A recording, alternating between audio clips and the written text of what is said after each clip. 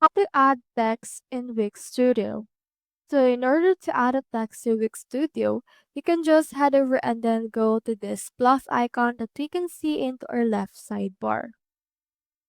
From in there, it should be able to open in here already your quick add. Under your quick add, we have some options like title or paragraph. But if you want a more comprehensive text, head over here to the text option.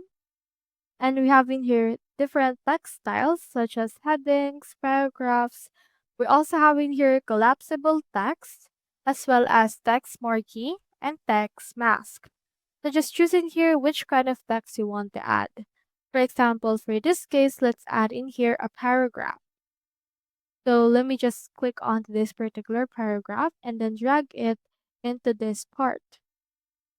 Now, once you have dragged it, it will now be added into your site. You can click onto this edit text right here in order to edit the content as well as the styles or design for that. So that's how you add text in Wix Studio.